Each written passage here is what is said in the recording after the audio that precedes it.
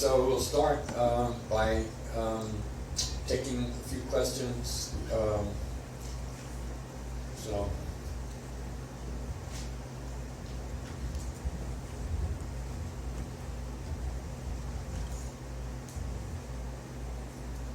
I'm trying to find where it was in my notes. I think you had talked about one of the proofs that something was a valid cognition is that it has that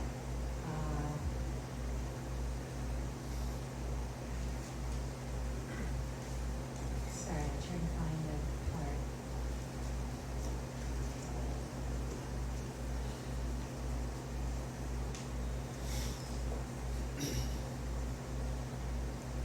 Okay, how to prove the initial cognition is non-deceptive, and we said that there was the argument that there is the awareness of the recognition. That was one way. And then we are also able to use our ordinary experience, our ordinary conventional experience.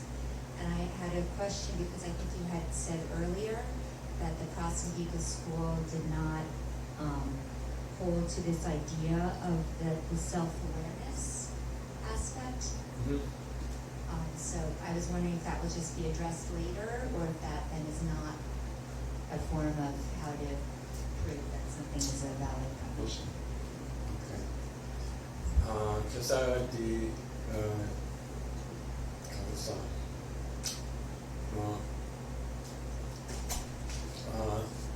Samati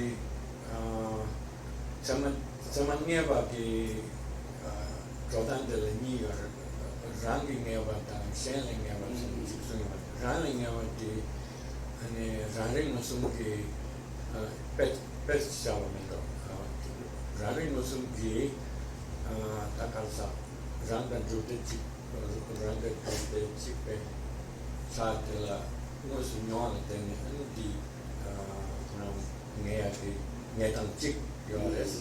Then Karasa that the somebody look now and killing the other. The thing go at the Rarik the killing Mary in town and it thing go at it's okay. And some of the mayor looks at the Rarimena and the Tashava. The Maimbasochi, Yogu, your Dina, and a canales. Nini Pena Tunito Shebati Tunito Shebati and this Jubileesina Tuni number Shabachi, Cheto Giniversu, Tunito Tingiaris, Tunito Tunito Shiraki Tingiaris. Di Jessa Yu Jere Toki, you never initiate in the Toki, you jing never initiate Tingiris. That's what Ravi Koreanis. So, an example for the Pramanasiddhi school of how one verifies that the correct cognition that you have attained is in fact a correct cognition, then one example would be to for the meditator to perceive emptiness directly during a state of one-pointed meditation. Then at the time that the emptiness is being cognized in that meditative state, the practitioner doesn't have any reflective quality, which is saying, "Oh, I'm realizing emptiness," or anything to that effect. However, when the practitioner arises from that state of meditative equipoise or meditative state, then one's through by the power of that having attained that experience, then one recalls that one during that state of meditation, practitioner himself or herself did perceive emptiness directly, and that recollection is the method by which one ascertains that the correct cognition was generated.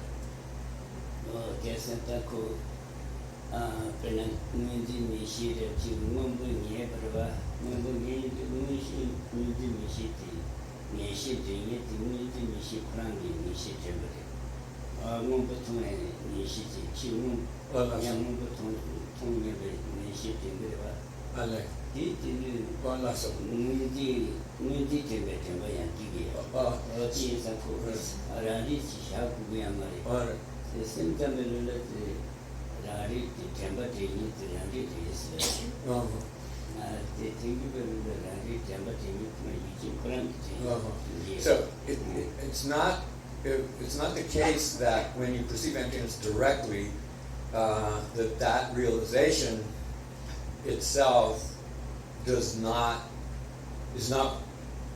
responsible for, or is not the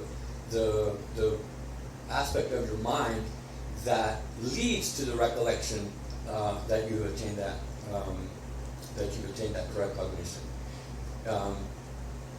But that realization itself, then Jampa means it is able to adduce, right, to bring about a kind of recollection, which is then, able to, more, shall I say, dualistic way or reflective way, then recognize that previous cognition was a form of correct cognition, that direct realization. So the correct cognition itself, by the power of that awareness, then it has the ability to bring forth in its wake the recollection that ascertains that it was a correct cognition. In the same way, by the same token, for the Pramanasiddhi's sense perception, when you perceive something that's blue, then the Pramanasiddhi's do not maintain that there has to be that that hypothetical entity of self-awareness of the perception in order to be able to generate the recollection that you had the perception of blue. So the Pramanasiddhi's, the perception of blue itself, by having been experienced, then has an effect on you such that after you gain that perception, you're able to recall that it was experienced. And it's through, so it's the actual sensory perception itself that again is able to, has the the efficacy or the power to be able to create this recollection or lead to this recollection that recognizes that the sense perception was experienced.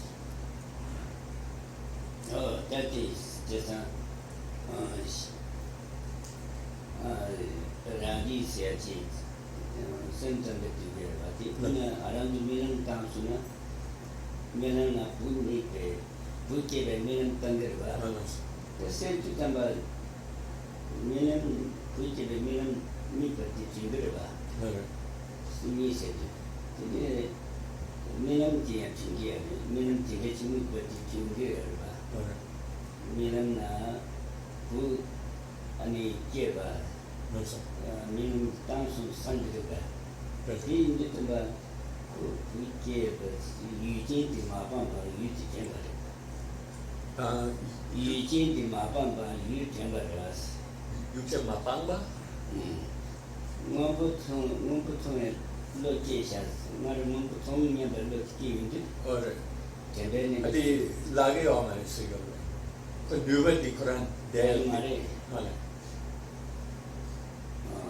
Mumputon never looked the change, Mumpu chamber. Let it. You keep on young. You see the Yugo Jensuna. Okay. You keep on the YouTuber chamber. I don't know. Mumbo Tony and Bed never Titsana. You change let it. Mumbo chamber, Jingo Museum chamber. I don't know. Just Mumbo made a initiative yet to Sures and Mundi. Okay. Among Mundi Mishiki. Okay. Teachers Mumbo Tony and Bed. Nishi Chambaki. Okay. Chambaki into Chamba. Niti Pane, Mumbo Chamber Chamba. Given Mari, Niti Pane, Ali Mumbo Chamber Chamba Maris, Mumbo Tuni and the city, you keep on here, Mari. You the Jiga change there. So one of the key elements of the Prasangika explanation is it centers around the fact that a perception has two components to it. It has the object that's being perceived, and then there is a subjective mental aspect that is perceiving that object. So the problem for other schools is how is there a recollection of the subjective quality that perceives the object, unless there's something else that experiences it, and so hence presumably the need for that self-awareness. The Prasangika say that when you have a perception, whether it's a perception of blue, or Rinpoche gave another example, he said, in a dream, for instance, in a dream, if you dream that you gave birth to a child, for instance, and then you wake up afterwards and you remember the dream, you remember not only the content of the dream, but the fact that you had the dream, and the dream was obviously a mental state. And so it's saying that the recollection of the prior experience does not lose sight of the subjective element. So it's not like when you perceive blue, for instance, and you have a recollection, you don't only recollect the fact that you perceive the object blue. Part of that recollection involves the fact that there was a subjective perception of the blue. And it's just the nature of experience and the nature of the way the mind operates. So it's saying no need to postulate this kind of self-awareness. So the phrase that what you used, which a little bit confused me, was that when you recall the prior experience, you don't, the sense of the subjective quality of it has not been abandoned. Yuchen Mapangwa means the fact that you subjectively had the experience of the blue, that subjective quality is not sort of somehow lost in the wake of it when you recall it. That its force still is carried over, And when you recall the prior experience, the aspect of the perceiving or the perceptive mind is also part of the recollection. So that's how you can determine a prior experience from the point of view of the mental aspect of it.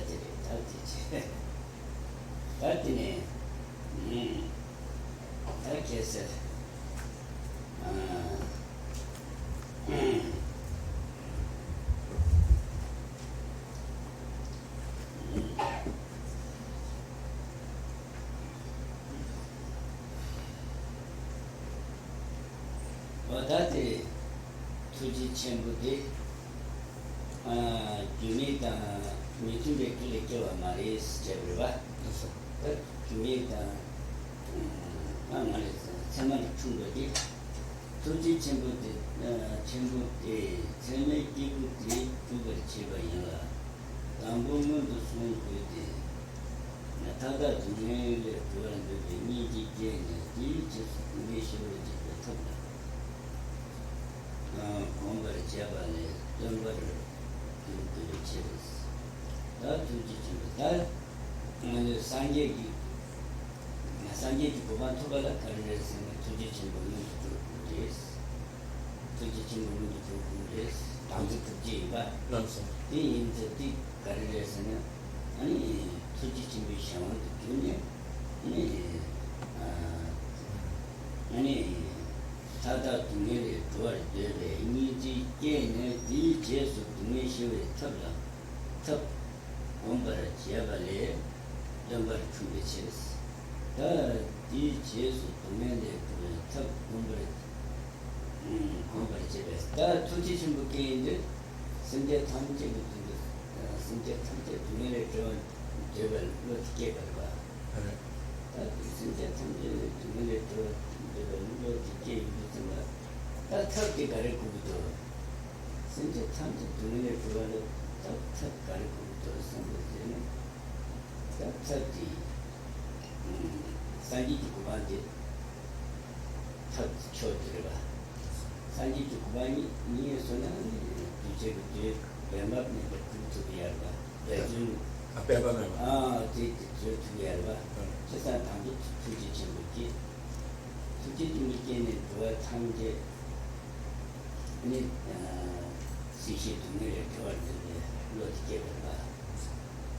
DJ in the Sambata, Turkey Galleries in Puna, that Turkey, Sanji to Koban, Sanji to Koban. So what did you have? Turkey, Sinja Tanje, Turkey, Janju sem kiti ba sinje ko to sanji ko ban ko ba janju sem ni ke kiti ta shendu to ni lo ke ba shendu to ni lo ke Jampa to ni je so ba sinje to wa den ba sinje to ni to wa ji ke ba ta de in de ba ta thar ke kare ko to se na since it comes to the Gawad and the Chibana, the Sangi to one top church to the Sangi. This these and it's Sangi to go on to Gorba. All these at that, to teach him putting in the book, we had the carriers in a Tambo Sinja Tamje, and the Gawad and the Matu to the Cake. Let in the Turk, some time in December.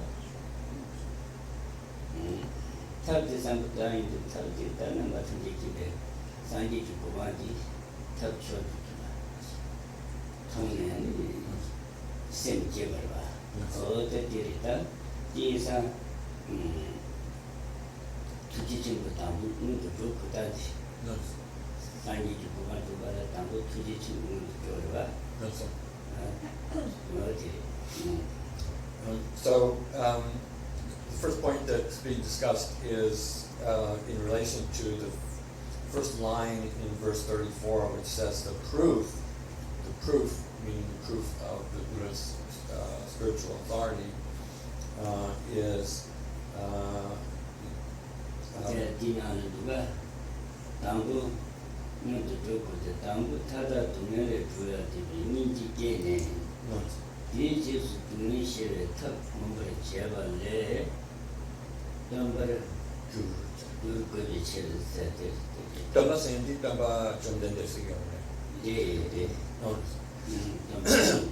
so then it says the proof is that is because the Buddha is a spiritual authority because he cultivated compassion.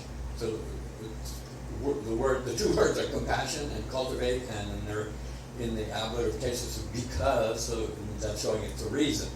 So he is a spiritual authority because he cultivated compassion.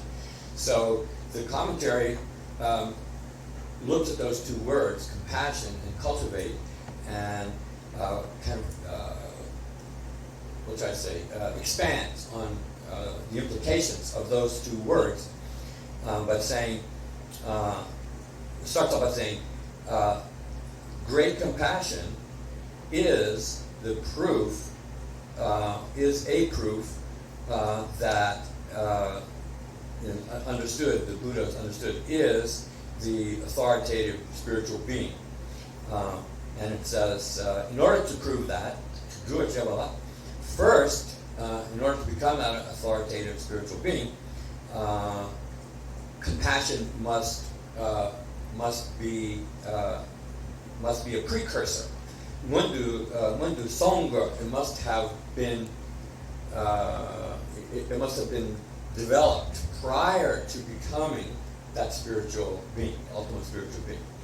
And it says, and then it says, initially, in order to gain that great compassion, so then it's saying great compassion is a specific form of compassion. It's not just any compassion. So then you have to develop the quality, the generic quality of compassion, in which you develop the desire to liberate all beings from their suffering. And then after that has been generated, after that compassion has been generated, then you have in your mind great compassion, which is preceded by cultivating the generic form of compassion and loving kindness, which are characterized by the desire to provide others with happiness and the desire to free them from suffering. Those are their essential qualities. So if you have that impulse to accomplish that, then when you've generated that great compassion, then that urges you or prompts you to consider what is the method by which you can bring about that result, that desire to provide beings with happiness and free them from suffering. And as you do that, then what's not explicitly indicated by those words is that you have to consider, well, what is the best means by which to accomplish that? What's the highest means? What's the supreme means? And you can determine that it is Buddhahood itself. And Buddhahood is the supreme means for accomplishing that goal, because a Buddha has the unique ability to carry out the activities that will bring that about in a spontaneous way, in an effortless way, in a way that no other being has that similar ability. And so with that understanding, then one sets out to seek that ultimate state. And then it says, as this text, as this treatise presents it, the main method is by cultivating the wisdom, which, so here it's saying that cultivating. So cultivating doesn't only apply to cultivating great compassion, it also applies to cultivating the second main quality, which is the actual knowledge, wisdom, that will terminate one's own suffering and also enable one then to be able to teach others how to do it for themselves. So that ultimate state of being able to free beings from suffering derives from the initial generation of great compassion, which is dedicated to others, and then that is a kind of necessary prerequisite or first cause in order to embark on a process that will culminate with your attainment of the enlightenment, which will endow you with the quality of being that spiritual authority. So that term, the proof is that it's because the first proof is that spiritual authority is attained by cultivating compassion, includes all of those elements.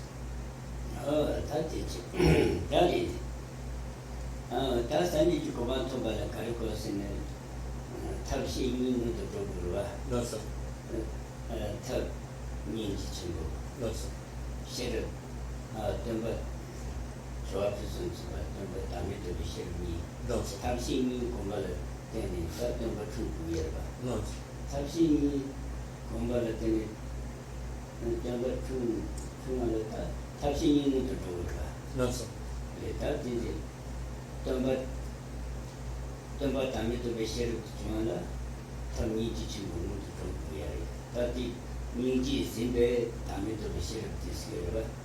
No, no, sir.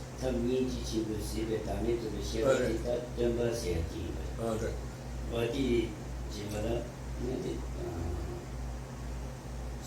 No. So, another way of describing it is that in order to become a Buddha, or the term is that Jampa means the master or teacher in the sense of an enlightened teacher, one has to cultivate both means and wisdom. And so means, it can be interpreted specifically as referring to great compassion. And then in combination with that, one has to also cultivate the wisdom. In this text, wisdom is generally described as the wisdom that perceives or realizes selflessness. So selflessness can be interpreted in a number of ways.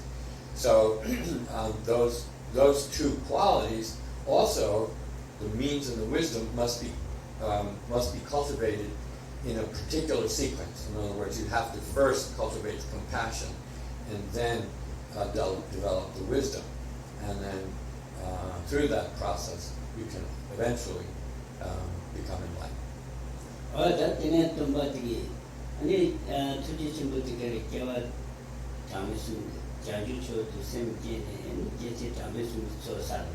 No, sir.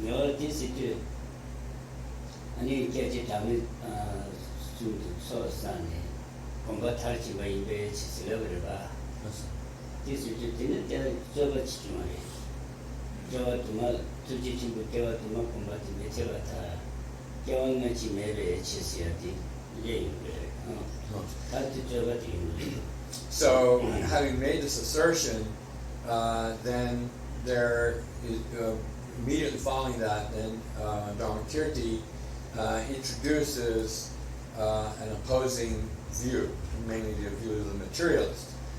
So the essential doctrine, Buddhist doctrine, is that in order to become enlightened, after you develop the aspiration to save all sentient beings, then the individual must practice, engage in spiritual practice for, in the Sutrayana system, then 3 separate periods of time. Each one is made up by what is called a countless number of kalpas. Countless being a figurative meaning of countless.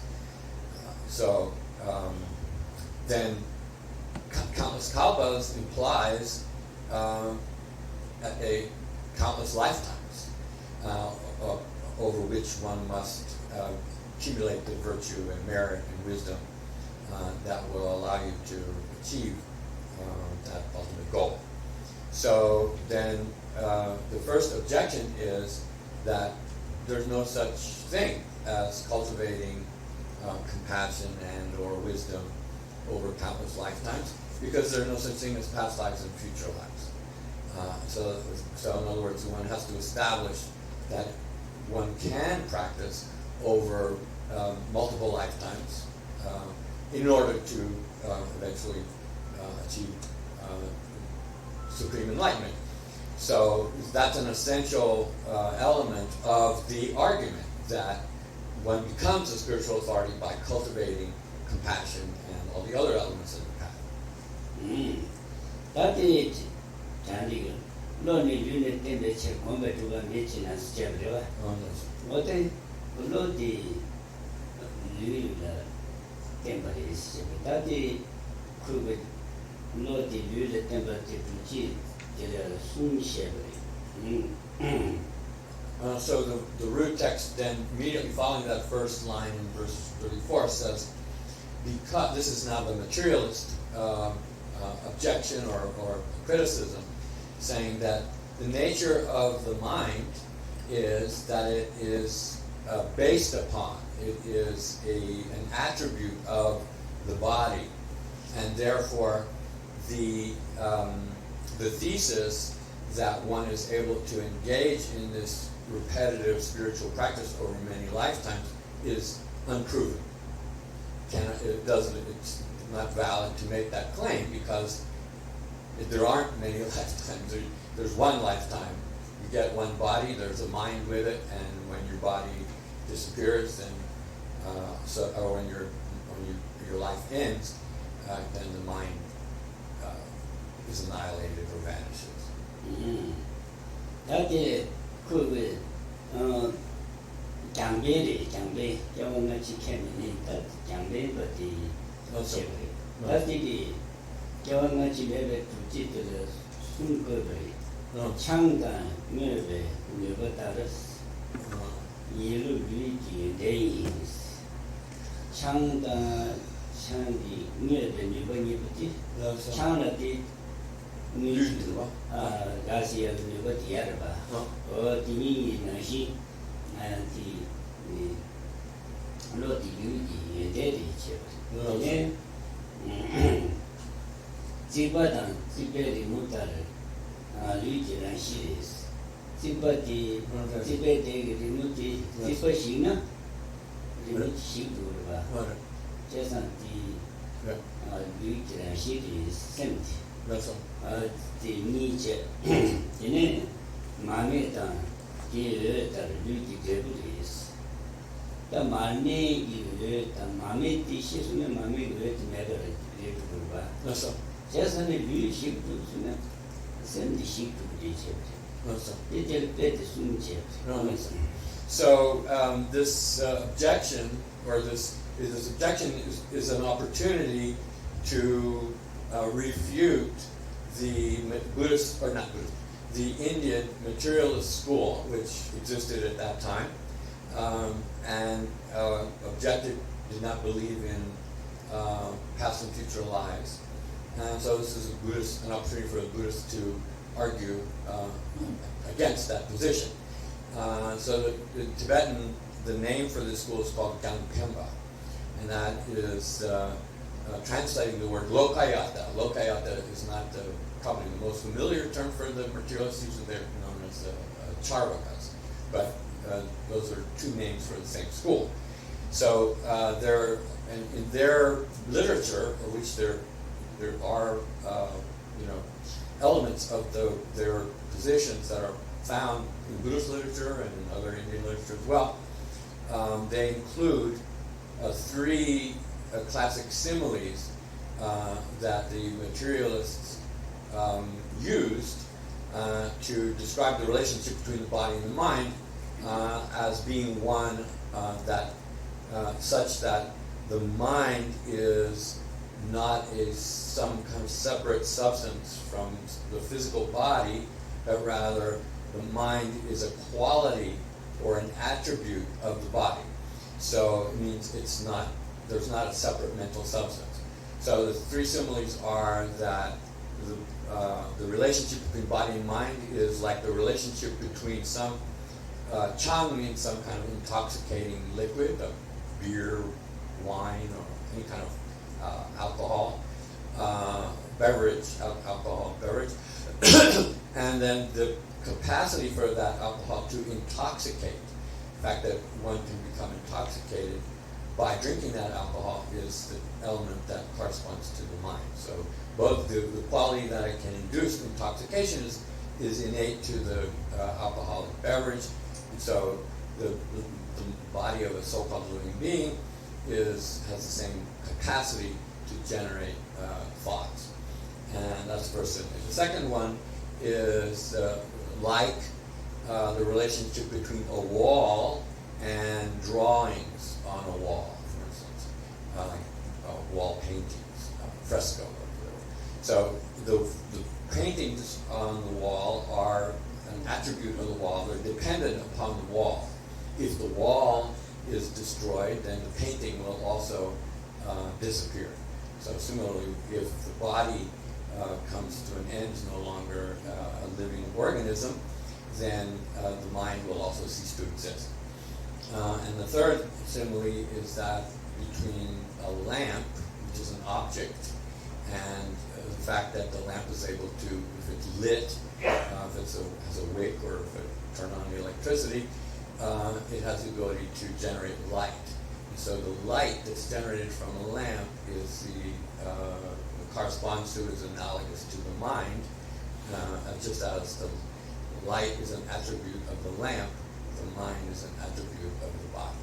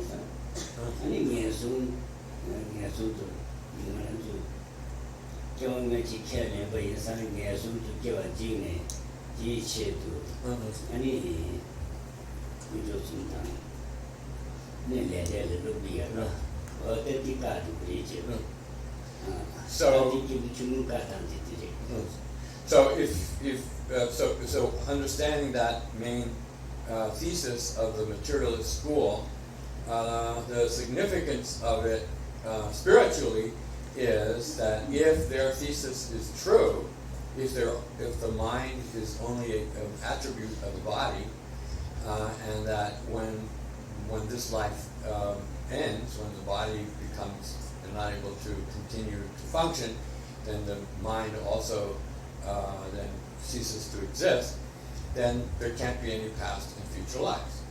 So if there are no past and future lives, then if we take the Lamrim, for instance, the Lamrim has three then sort of gradations of practice. The practice for the lesser practitioner or the basic practitioner is that he or she is frightened by the prospect of being reborn in the future life in one of the lower realms. That form of suffering, the existence or the potential existence of that suffering should inspire fear and apprehension, and in order to avoid that consequence, then one engages in the method, the spiritual practice, the two main practices of taking refuge in the three jewels and cultivating a lifestyle that conforms to the principles of karma. So if there is no future life, future rebirth potentially in the lower realms, then there's no need to fear that suffering, so we have no reason to engage in the practices that make up that aspect of the Lamrim path system. So then the materialist point of view refutes. Specifically, we gave example of the lower or the basic level of the long-run system, but the same thing would apply in an appropriate way to the middling level practitioner, as an also same, and by the same token for the Mahayana aspect of the Lama. That didn't give a dingy lam kadam career in a give a dingy lam need to be somebody, need to be somebody for cheat to get some good. To make care samba, to make food samba. I need to get through somebody ever, also for cheat to make it. This and some mutant, gather a cheat to make some good. Young Joe to make two some mutant. Really, Yanni and the Torah. Yanni and Nitam Java said some wherever. Did you go much in heaven? Really, Yanni and the Torah, Yamari, Yanni and Nitam Java, Yamarva. Just not your Koachi to me some yati, God to be a day. Tikana, Koachi to me, my son, need to do some Koachi to me some. Ini kuala tandu bulu tiga bulu, kuala tandu bulu tiga bulu kuala tiga tungesan, oh dia dah tu beres. So in the case of the middling level practitioner is an individual who has developed so-called renunciation. Renunciation meaning the aspiration to achieve liberation from all of samsaric existence. In order to develop that's the starting point for that level of the path.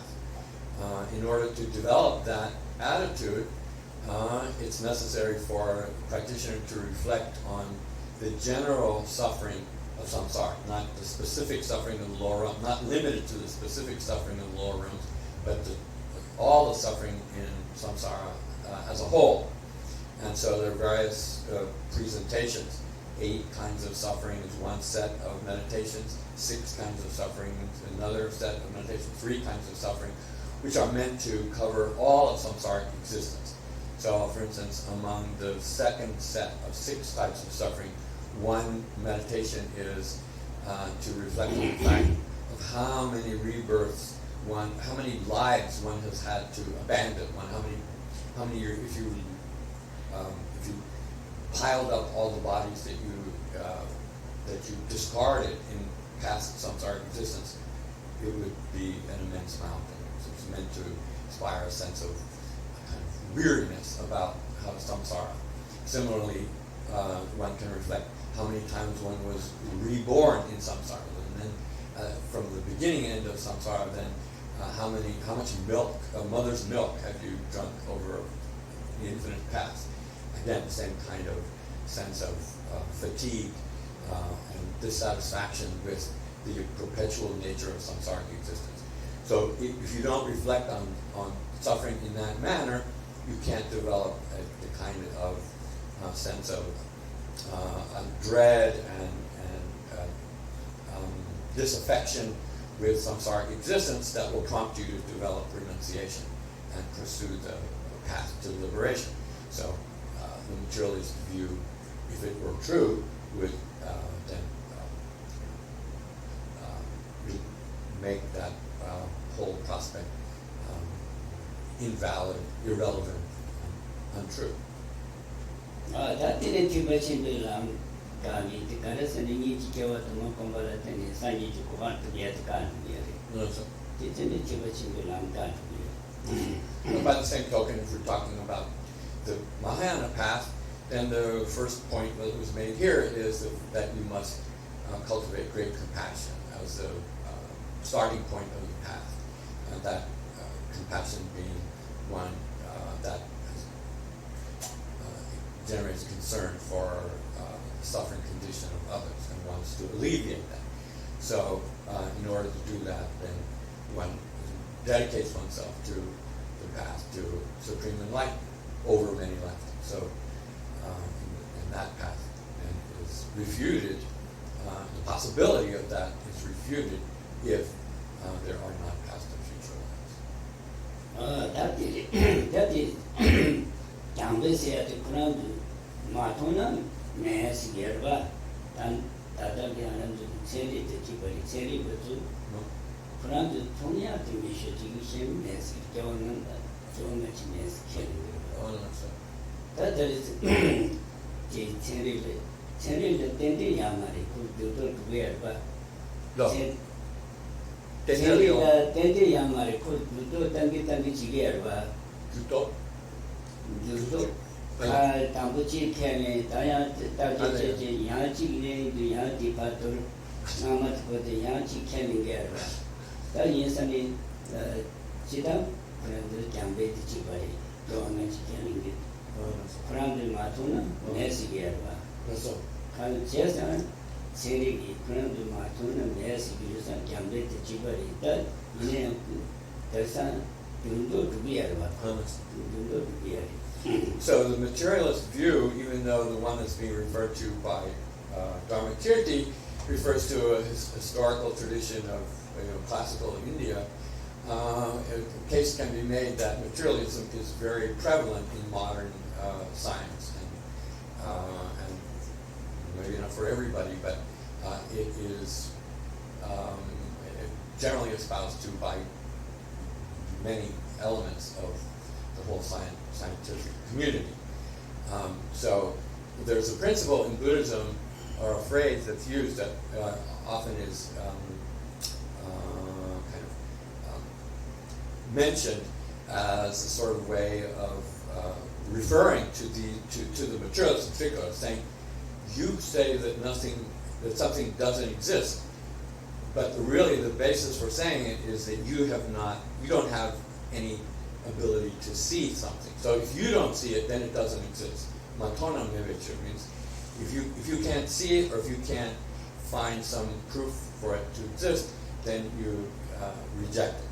And so then there's the corollary of that says, just because you don't see something, that doesn't mean it doesn't exist. It's kind of the Buddhist sort of how sort of in a general way. It's not an argument, but it's a sort of a description of kind of a flaw in the materialist position. And so if we take the case of science, for instance, science is always looking for the scientific method is to find to do some kind of experiment that will be able to prove some thesis, right? It's not accepted to be true unless you can find some experiment that will validate the hypothesis. That's kind of, I think, a fair representation of the scientific method. So then Rinpoche commented, well, fact of the matter is that science, modern science in particular, is a whole body of knowledge that is not fixed.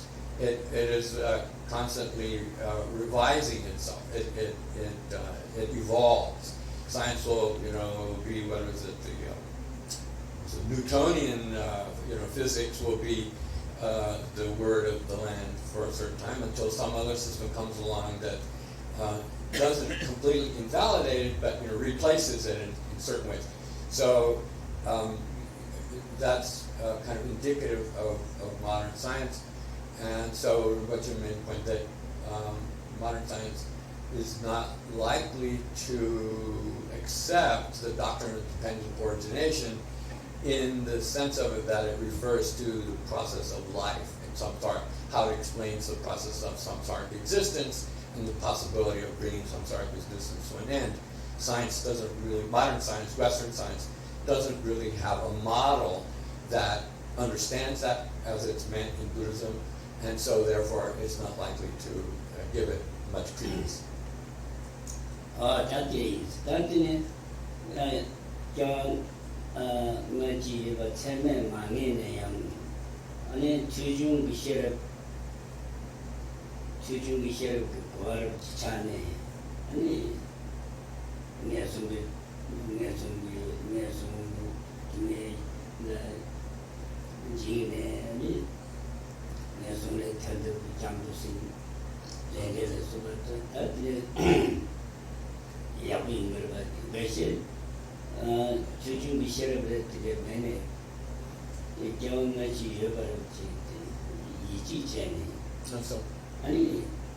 결례되는 취업 부부야.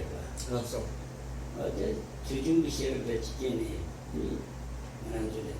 나랑주다 경험의 주요를 주중비시를 배치기니 이제를 배치기니 아니 나랑주 개발을 중요하다. 기본 분야를 어디에서는 이 개친구를 벌었다. 자 주중비시를 배치기니야. 아니 개발을 주고 버릇지기야. 대법원이야. 버릇지기야. 다지 매니 다 이직이 대발을 지으나 상계의 순시하고들이 이직이 대발제리야. 이직이 아니 개발을 좀 갖다. 이 대법원이야. dinguiar ba 어디에서는 다 주중시를 그렇지 제비는 나랑 단단히 기분이 좋지야 되지바 아니 상계 구순들은 이지체 경험을 지켜야 되는 지기야 봐 아니 그냥 주중시를 전에 와를 지켜와 폐지 요새를 여가기지 주중시를 지키기야 삼중시를 공중시를 삼중시를 이제 생활을 지키기야 주중들 나는 지키겠다 주중시를 지키는데 그냥 뒤에 펜도시도 열봐. So then, kind of from the point of view of a practitioner, how we can approach this topic as beginning practitioners in particular is that, for the most part, we do not have the valid cognition. In this case, it would be an inference, a valid inference. We have not generated in our own minds a valid inference in which we can or have proven to ourselves that there are past lives and future lives. So for most of us, we rely on faith, on the instruction that we hear from spiritual teachers that is based upon the teachings of the Buddha, and we develop what is called the wisdom that is born of listening. Tujungi Shira. Tujungi Shira means, Tujungi Shira is epistemologically rises only to the level of correct belief. It's not a form of knowledge. Even if you've studied all the material and you know all the arguments by heart, if you have not processed those arguments in your own mind and verified their truthfulness, then you've not developed actual inference about, in the case of the proof for past and future lives, that awareness that is possible, but for most of us, we have not had the opportunity to do that. So at most we can say that our knowledge is based on learning the doctrine by hearing it from teachers and reading, the valid texts and so on that talk about it, practice, and then on the basis of that we develop a kind of faith, and that faith prompts us to accept. So we say, well, even though I don't know that there are past lives and future lives, I believe that there are. I'm confident that the claims that are represented in Buddhist literature are true, and so I'm willing to accept that and develop a spiritual practice in which I try to avoid engaging in non-virtuous behavior, and I try to cultivate virtuous behavior in order to ensure that my future lives will be favorable.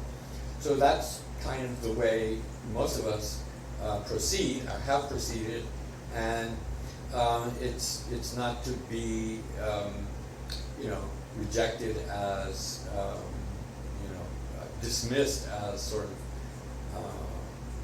not meaningful. It is meaningful.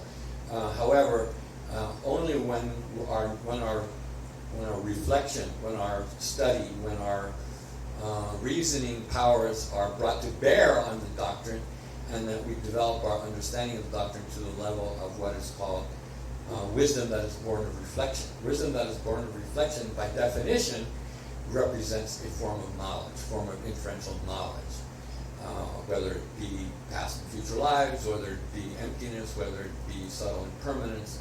We can develop true inference, but that inference means in our mind an inference. That inference means that we've verified it and developed certainty in our own minds that rises to the level of a true inferential understanding. And then, we're at a different level in our practice.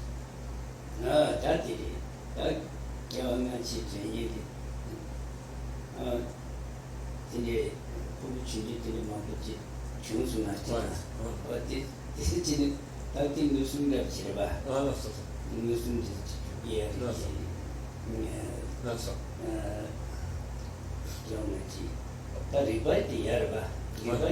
That's So there are various methods for recognizing and developing an awareness of the existence of past lives. So we have accounts of people who, by almost some unusual quality, they're able to remember their past lives. Children will sometimes refer to where they had lived in the life before this one, for instance. And so those instances, to the extent that they can be verified, those would be referred to as almost a kind of direct perception. And by the same token, one can recall one's past lives on the strength of one-pointed concentration. But short of those methods, then the only other recourse we have is our own reasoning. And our own reasoning can, in fact, inform us that there must be past lives. It must be in the sense of not just a belief, but in a form of certainty that there had to have been a past life in order for me to exist in this present life.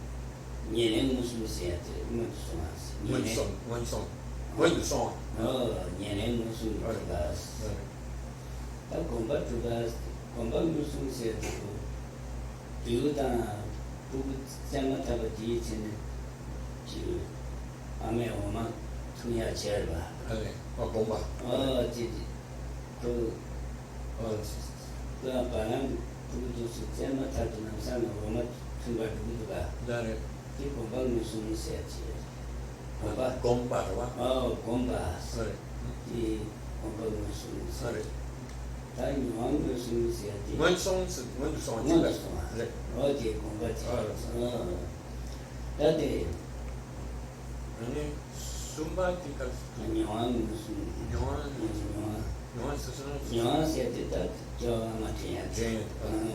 So generally in the literature, everybody said there are 5 different kind of proofs or 5 different explanations that are meant to establish the existence of past lives.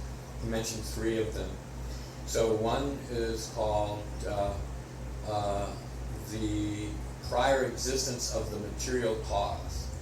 Prior existence of the material cause is the idea that a mental entity is a kind of object, a kind of existent thing that is unique. That is mental, and mental is the opposite of the materialist position. That the mind is something separate from something physical. And so whatever moment of mental existence there is, whatever moment of awareness there is, that moment of awareness must have been preceded by a prior moment of awareness. It has to be a continuum. And it also implies the notion that mind is a causally produced entity. Then the argument, one way of describing the argument is that a child that's just been born, right? And born in the Western sense of the word, meaning that's issued from the mother's womb. So that child has an awareness, and that awareness had to be preceded by prior moments of its awareness. So where do those come from? Those come from the moments of awareness that existed in the mind of the fetus while it was still in the mother's womb. You can follow that back to the first moment of its conception, and then if there were the moment of awareness that existed at the first moment of conception also had to be preceded by some other entity of the same kind as the awareness that exists at the moment of conception, and so you've left this life and you've gone to something prior to this life, so that's meant to be probative of the fact that the first moment of this life must have been preceded by some prior element of the mind's continuum, and so then that lands you in, it requires that there must have been, your mind stream must have had some existence prior to this life. So that's kind of the principal thesis of the Buddhist argument. Then a second argument, which is often used and is often found in literature and was obviously given some weight, certainly in Buddhist times, which in modern times, I think for the typical Westerner, I think it is doesn't carry the same kind of weight that maybe it did in prior centuries, and that is the notion of instinct. So the notion of instinct in an animal, for instance. So where does the infant, whether it's a human being, it could be a human being as well, but where does the instinct to nurse, for instance, where does that come from?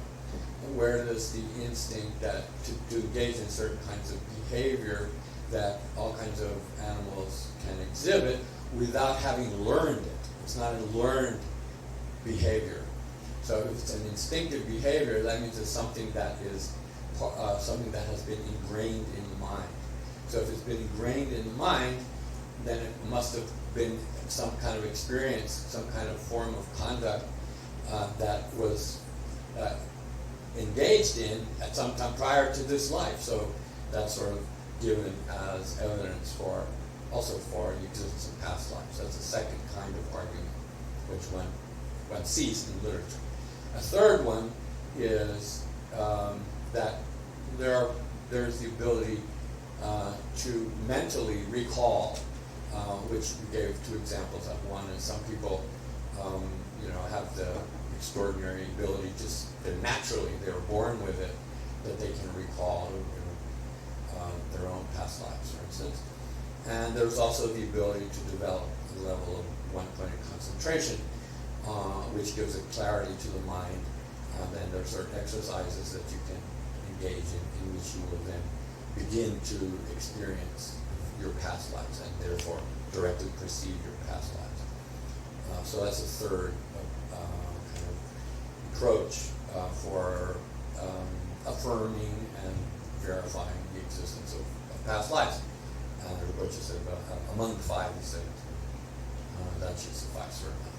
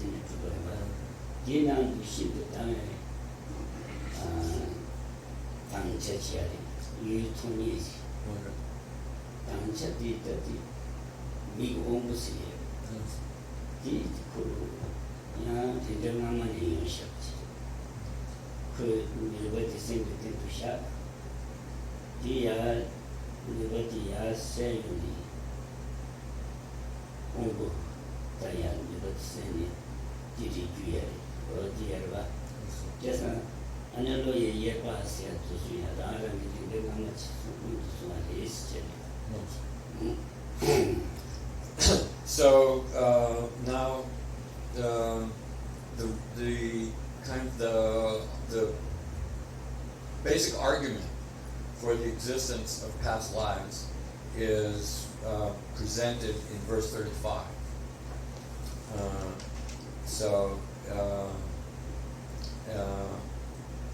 Gyao Yongsu Lemba Na. Gyao Yongsu Lemba Na means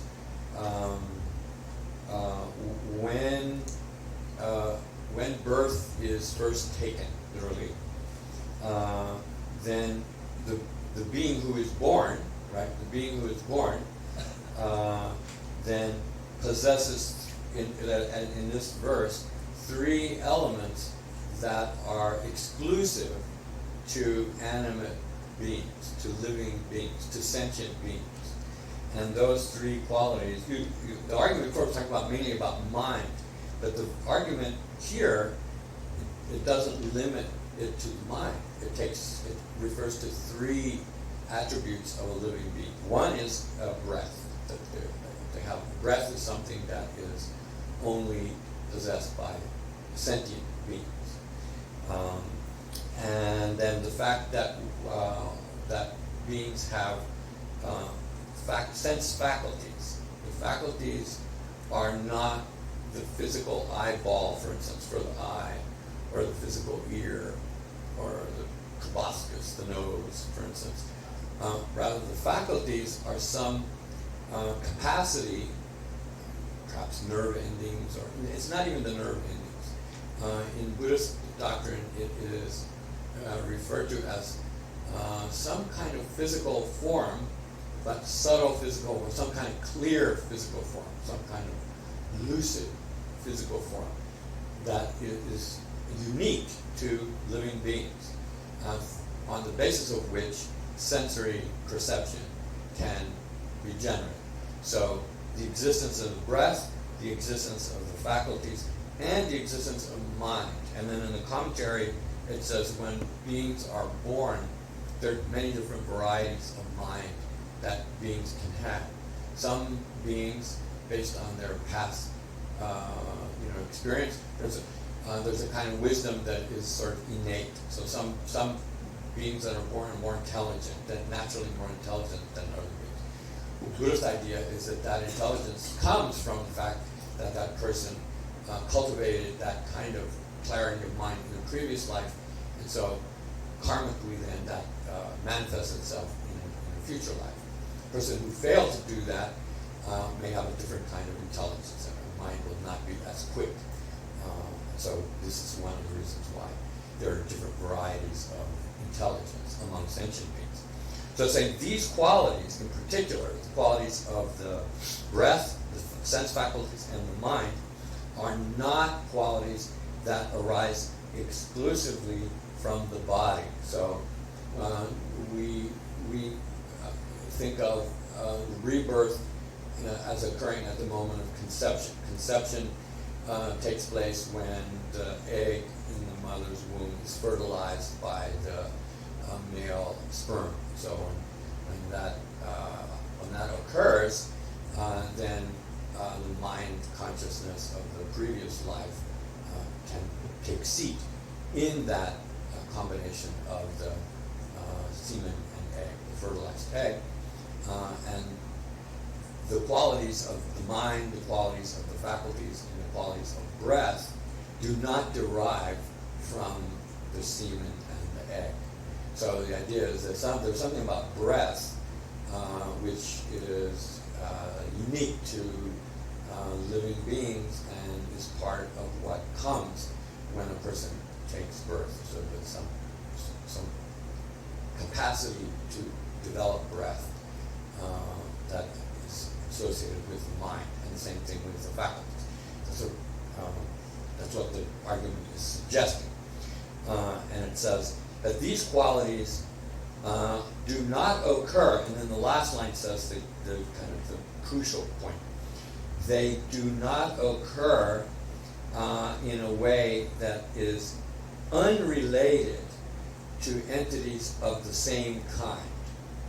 So the qualities of breath, faculties, and intelligence that are present when a person takes birth are not derived from the body, and they must have a precursor, and that precursor must be some element of breath that came before the breath that you have in this life. And the same thing for faculties and your intelligence.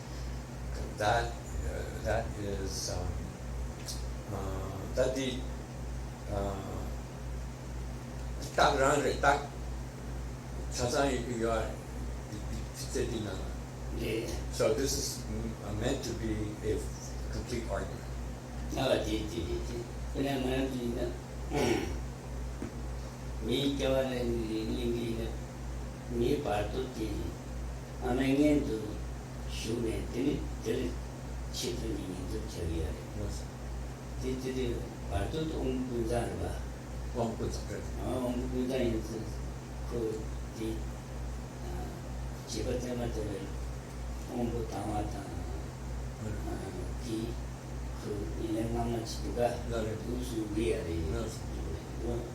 So, for instance, we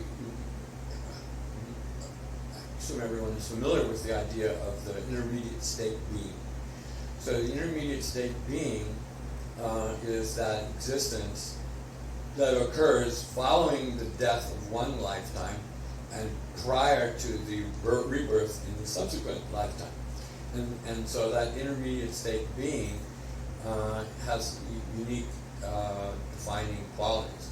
One is that they possess all their faculties intact. There's such thing as a blind intermediate state being or deaf intermediate state. So that suggests that the intermediate state being is largely a subtle physical body, but it has a physical quality to it that is very closely related to the mind, and so the faculties of that intermediate state being are the precursors of the faculties that you gain when you are reborn in your next life. That would do. 나도 막 시필 이제 온도 많이 남도 온도 메토아래 주고 온도 시 담아티 코미벤 놀네 두게. 이벤 놀네 두게가. 네 두게였으나. 네바기 놀. 알레. 또 온도 기념도 그러가. 그래. 미도 도티 때대야리. 알레. 코미야기 온도 담아티. 그래. 레이저라신 이제서 제야르바. 이만치 냠도 기타도 큰 리벤모네 두게르바. 알레. 리벤모네 슈마티 리바티. 와무코라랑. 와무코라랑. 알레 맞어. 근데 다들 이제 슈네시 이제 삼대 시발을 우주는 내체. 알레. 내지 다 삼대 시발을 기대자가 우주는 야로지나. This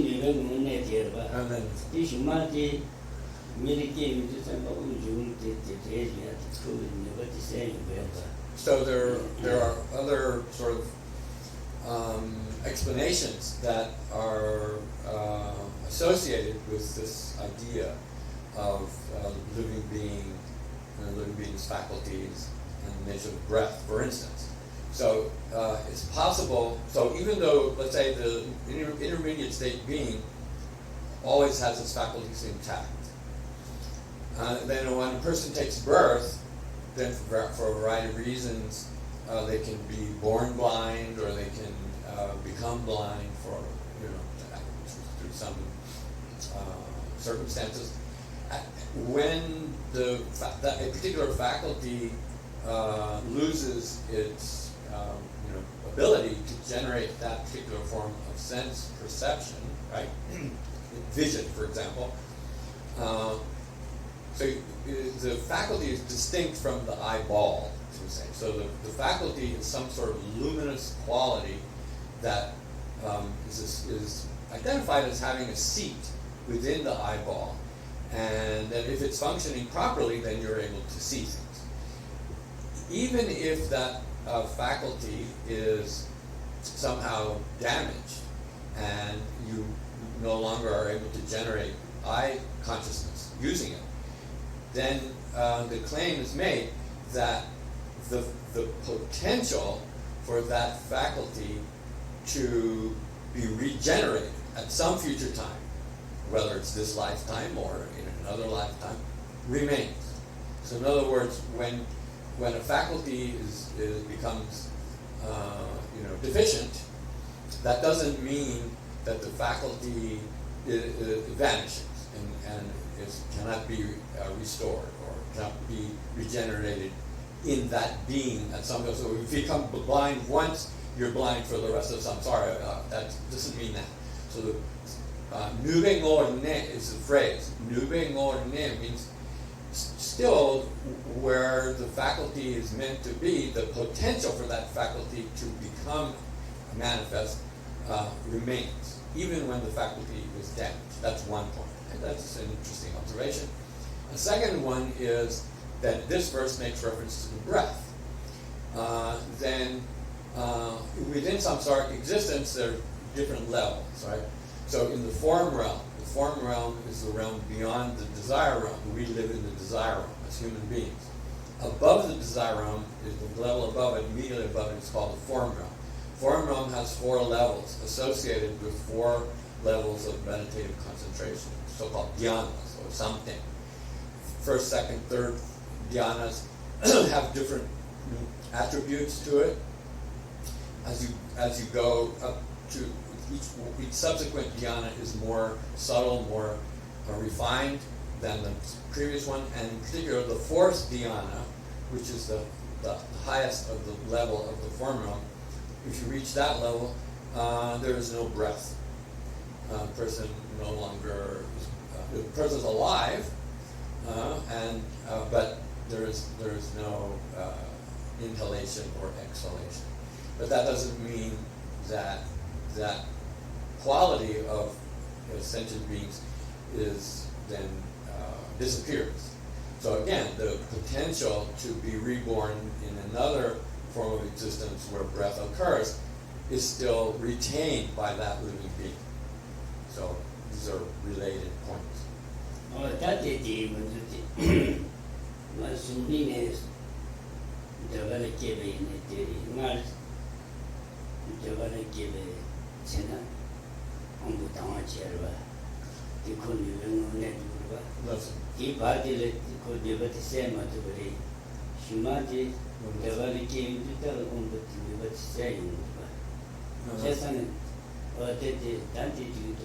So there are similar points. For the higher realm than that is called the formless realm. And the formless realm generally means there's no physical form there, but then there's more explanations about it. So that the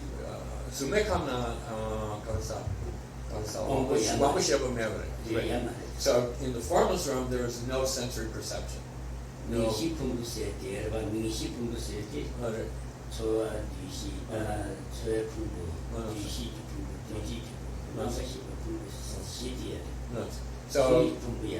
So then there's the very well-known ancient term nama-rupa. Right? Nama-rupa is a word that is meant to describe the constituents of a being. So nama, it refers, name, ming in Tibetan, refers to the 4 latter skandhas. The first skandha is rupa, is physical form. So in the formless realm, there is no rupa skandha. There's only the 4 so-called name skandhas. So it's essentially a mental state of existence.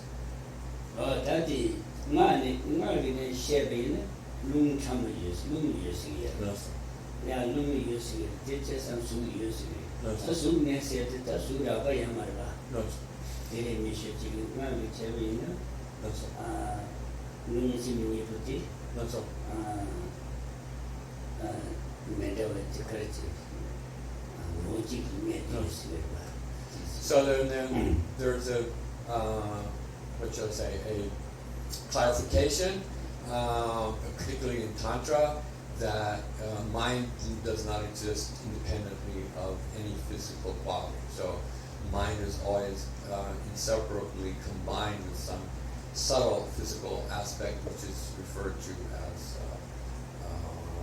wind, psychic energy.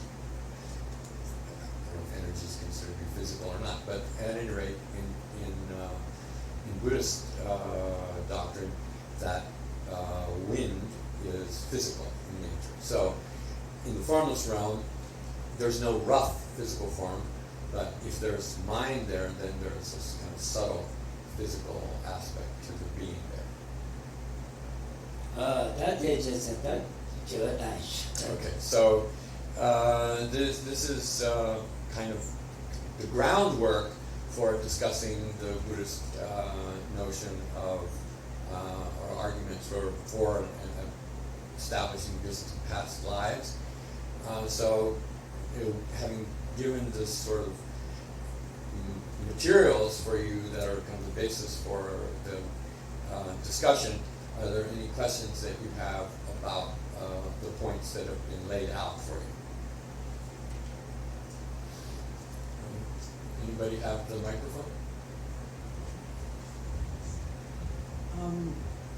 This goes back to the earlier discussion before past lives. In terms of the desire to become enlightened because of great compassion or compassion building up, and then looking at how the shivas are, how we get rid of them with compassion, with how the winds or how compassion helps to get rid of the subtle obscurations to omniscience. Are the winds being developed as we, on a much lower level with ordinary compassion, are our winds changing before the path of seeing, and then is there a mental aspect after the path of seeing that drives the desire to become enlightenment for the benefit of all beings? I don't know, is that too complicated? Is that clear? I just want to clarify that you're talking about compassion playing a role in getting rid of subtle obstacles to omniscience, and part of that process is that compassion refines the winds that we have, and then as we develop to the path of seeing and beyond, the winds take on a different kind of quality that allows them to remove the... Or is there, do we then lose, as we go up the boonies, do we then lose the mental awareness of the desire for enlightenment for the benefit of all beings to the energy of the winds? I mean, do the winds then take that over? Implying that desire is somehow a mental affliction, or what? No, not a mental affliction. Is the desire for the... But that's something that should be discarded? No. Is it something that evolves into the winds, or does it still remain a very, very subtle desire as you go up the boonies? And at a lower level, are the winds changing as we're developing low-level compassion? Okay, I'll do my best to... What I'm really trying to do is to, for myself, understand the progression of compassion as an energy force for becoming enlightened and how it works. I mean, that would... You're saying that there's a correspondence between compassion and the winds, is that? Yes, and how does it work to reach enlightenment? How does it work in that way? Or is there any explanation as that way of track? 그때 저한테 망고치 대샤워서 가르사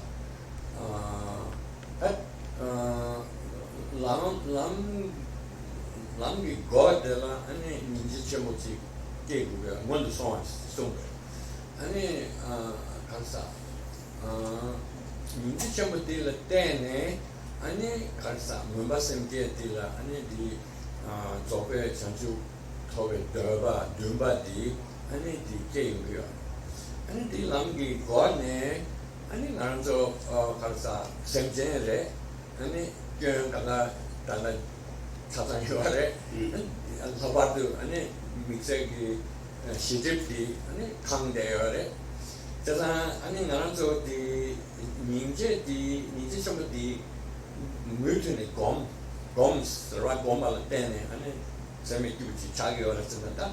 닝제 디 코라랑 곰발라 때네 안에 가르사 소는 다다 롱거터 숨어와 때네 닝제 디 곰발라 때네 닝제 디 곰패도 좋아가 가르사 왕기 아니 나는 저기 소고기는 롱 돼서 같이 가르사 장바 소리 롱 돼서 야루 땅마 소리 딜라 때네 아니 람디 가르사 리베르 야조 투베아레스 하바르도 디 데르베스 이거 디 로게 사마지 코르가 디 고아디 티바레스 데디 하바르도 디 아니 통다 체체 통한 기갑데네 톰네 아니 디 가르사 디 닝제 난기다 장추 닝제기 왕기 게베디 아니 문sem기 듬바 더바디 가르사 장추 톰되기 더바디 코랑 가르사 파람 톰네 택신 톰은 톰네 아니 코랑 더바디 코셴다면자 베디 뭐랑 찍래 더바디 룽기 워드 데 소리 줄두가 알아서 이거 룽기 뭐 어쨌든 룽기 뭐 더바 룽기 뭐 두마리 어쨌든 아니 너는 룽기 와 된 룽기 누가 된디 룽기 누가 되는 소소 양 람디 털털 줘야 근데 알아서 이거 아디 나도 시에비는 무슨 주바지리 콜룸디 코베아 컴베트야디 또 룽디 샴바디 제네 두기야리 지다 딩마기 제나 너네 시에비는 룽디 게제야 말이야. So, generally, when you talk about the winds, you're addressing something that is mainly discussed in tantric, in context of tantric path, and so of course the winds are one of the basic descriptions of the winds is that they are the mount or the thing upon which the mind rides, right? Mount in that sense, and so you have to refine the winds, and as the winds are refined, then the mind, which is inseparably combined with the winds, then the mind also is elevated and becomes more refined. So that's something that is kind of unique to Tantra.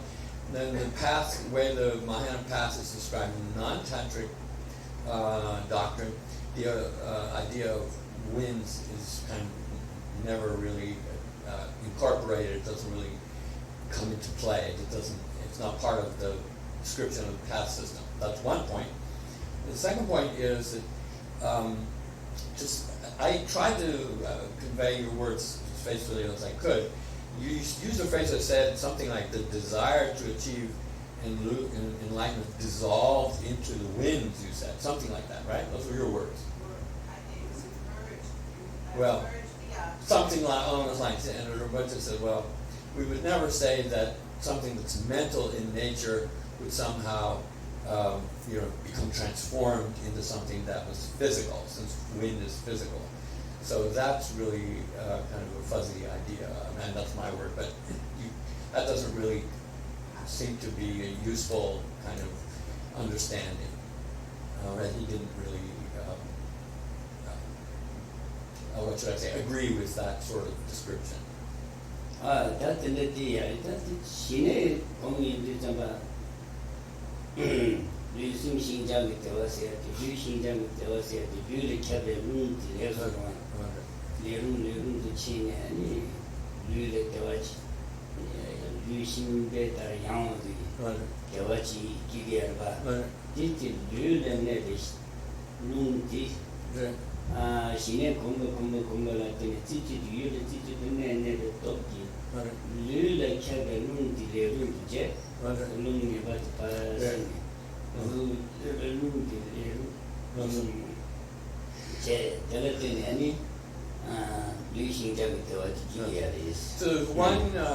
there's one area of discussion that relates to shamatha in particular. Shamatha is a form of one-pointed concentration that is defined by developing qualities there's a physical aspect and there's a mental aspect that is described by the term Xinjiang in Tibetan, in Sanskrit, it's prasarabdhi. So there's a physical prasarabdhi and there's a mental prasarabdhi.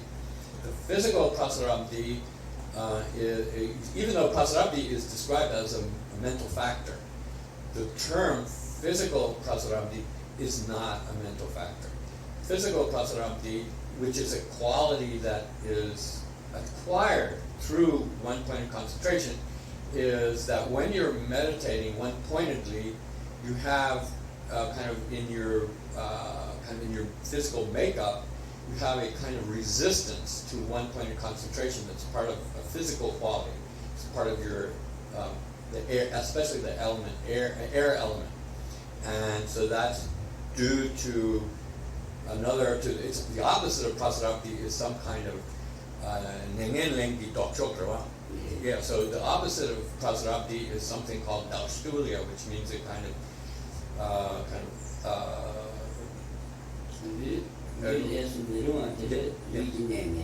so the body's kind of resistance to, and it's a negative kind of obstacle to one-pointed concentration. So when we try to concentrate, the mind doesn't respond automatically. There's something within us, it's related to the mental afflictions. And so we have to sort of refine that, sort of overcome that tendency within the body to fight our one-pointed concentration. And that's the opposite of prasarabdhi. So when you achieve shamatha, kind of the final traces of that resistance in your body is kind of eliminated. It's almost like it's overcome. And when that happens, then there's this great ease that you experience. It's actually a physical quality. And that's one form of prasarabdhi that's associated with the winds. And then that's followed by a mental kind of rapture that is the mental ease that's associated, that just precedes Xinjiang. And then the result of having developed that level of proficiency in one-point concentration then results in the attainment of Xinjiang, right, the shamatha. So one element of the final stages of that process involves overcoming sort of the indisposed wind element in your body. So that's something where that's not tantric at all. That's something that is found in the Yogacara literature, particularly in the Abdharma literature, talking about the nature of the mind and so on.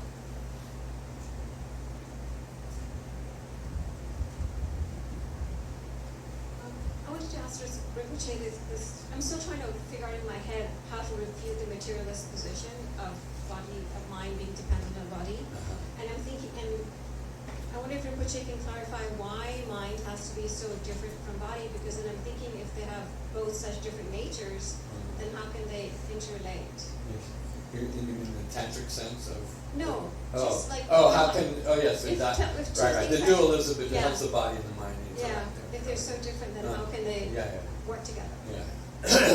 Then karsa kyo na chi ko dilya Jampa di semdi karsa luki karsa di 제도 직제 마음에다 마음이 Gyumed is right.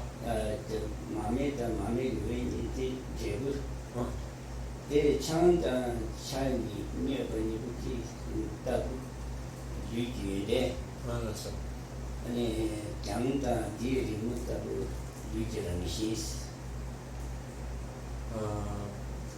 장 알렉 장 장이 the Gyumed is separate. 예대지지 창다 창이 미어버니 부지 유지인데 창디 유지도체 창기 미어버지 유지도체 디더블리스 아니 마음에다 마음에 열다고 유지되버리스 유지되었어요. 장다 뒤집어나시 유지라시 아니 간접만 쓰다 장편하게 룩들라 아니 Shebetse Mess, you are. That is Shabati Kelly Gary. Yine Kran, Could that Shabati Yugi Zeta, Yugi and Shibab Chase. Jazan, then the Mogi the Robs of the Haguya. Nana, Namba Ina, the like Paka by Gaguyorva, Karasananda, the Senata, Shabas and the Koran is Rick in Yelena, Tennessee, Yongioramato, Lul Tennessee, Junior. That the Yena, that Ludi call Lugi Nama Karsa, Rinda Nama Lateni Kieva Mato, Lulateni Kieva Mares, Lu Korang Korang in Yelling Yare, Lobs or Chiguare. That the day in a Koran to be Kadas or Chaguare. Then in Aranto Sena, Lud Karsa Semdi Lula Karsa Pa. Let's to wear rescue. Just any crown of Kadaina, Sam the any Ludan Jawa can just shot to yours. Send the Ludi send the ten Chabachim on each of it. You know, send the Lula Temper, Temper Neck of each of it. Temper Neck of Yaris. Ten Chabachim Maris.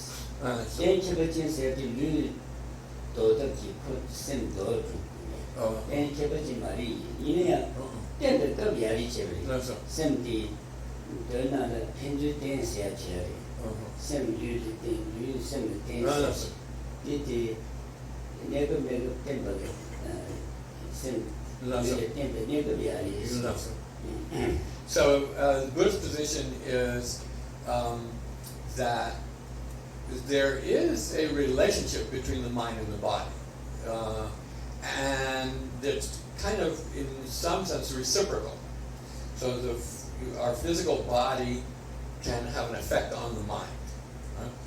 By the same token, by whatever you want to call it, will or intelligence or conscious effort, you can, the mind can overcome, or the mind can influence the body as well, keep it under control. So Buddhists do not reject outright that there's any relationship between the two. They do have an effect, one upon the other. It's reciprocal. However, the main point is to say that the mind. So here in the verse it says. In the Tibetan it says, Luni Bashik Leke Min. Bashik means exclusively.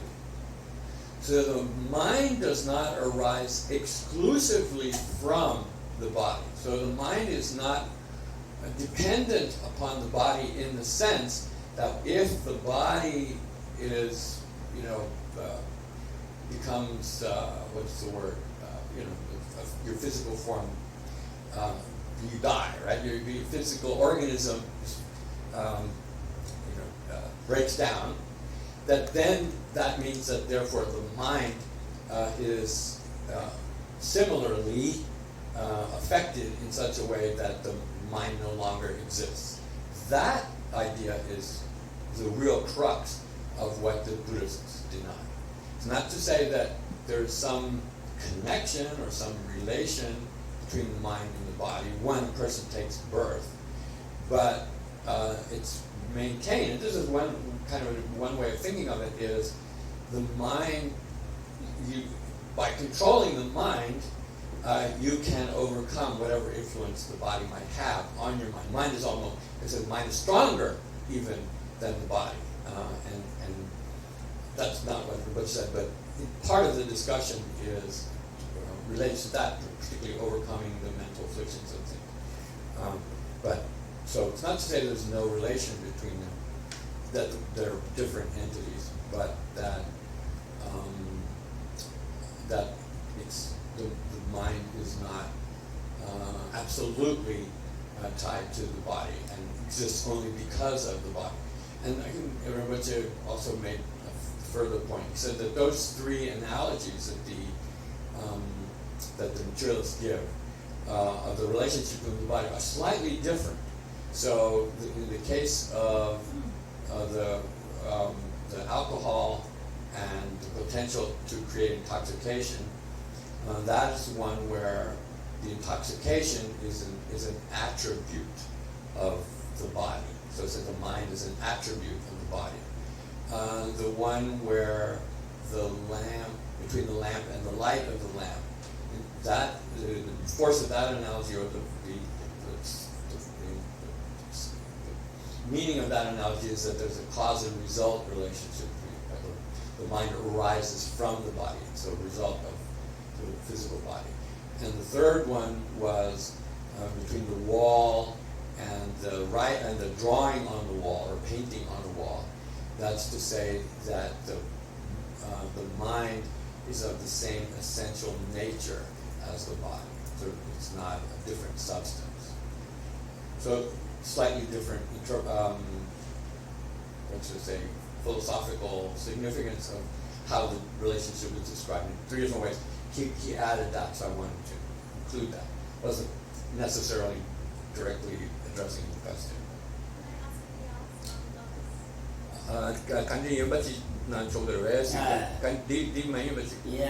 Okay. So where I'm still stuck, and maybe I'm thinking back, to the arguments we use for like why the self is not the same as the aggregates, because they have two different natures, so they can have no relationship. So then I'm thinking the same, if the mind is so different in nature from the body, how can they ever have any relationship?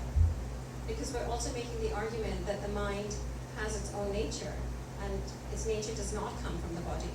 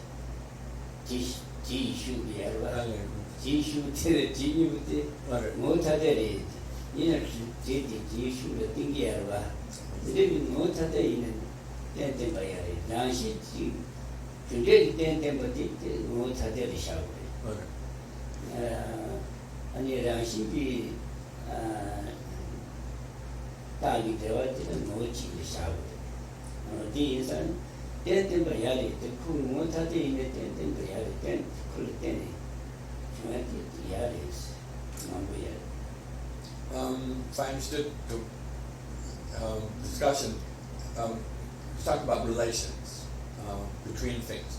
So there are many examples of things which are essentially distinct, right? That nevertheless are dependent on one another, or rely upon one another, or connected, say, loosely. Fire and smoke, for instance. Smoke is a separate entity from the fire. Fire is the cause, the smoke is the result. Those two things are essentially distinct, and yet the causal relationship between them maintains or establishes some kind of logical relation and connection between them. He gave the example of a knife and a scabbard, same thing. Scabbard, or what do you call the thing we put a sword in, it's also scabbard, right? So those are two distinct objects, but the one can be based upon the other or relying upon the other. So the nature of dependence or reliance of one thing on another does not require that they be one and the same essence, if I understood what he was saying. Then before that, he made a distinction between, he used the phrase yilu. Yilu means kind of a subtle, we have a subtle body, which is kind of sometimes the phrase is a mental body. And that has the elements of wind and mind that are inseparable, one and the same nature. But when we take birth and we have a coarse body, then that coarse body develops the physical organs and sense, and then we have the subtle faculties that generate sensory perception through the rough physical body. So that's a different kind of relationship between body and mind. So the relationship between the subtle wind that is inseparable from the mind at that deeper level of our being, those are indistinguishable. One does not exist without the other. But the coarse physical body, that's not the case. The coarse physical body, so before we're born, we have that subtle being, which has a subtle physical element to it. But then once we take birth as a human, for instance, and we have a coarse physical body, then that mind, so-called mind body, that takes seat in the physical substance that develops into our rough physical body. Then that establishes some kind of relationship between that subtle mind-body element and that functions and is able to influence the rough physical body, and vice versa. So maybe that's helpful. The yilu se dini maris this yilu se onshis lushis lushis peji lushi Wonder. Adatini yilu tesitu yilu diri maris lu doni yilu dogwe gayangare yilu teku tenema lu medata shane yilu te So that kind of subtle mind-body complex, or that mental being, is able to exist independently of the body. It survives the body. You can incinerate a person's rough body, but that subtle mental body is not destroyed. On the other hand, sensory perception ordinary sensory perception is not possible without the rough physical body, and so that is lost with the death of an ordinary physical being. So there's sort of different levels of the relationship between the mind and the body. that is nice. So maybe we'll end the class.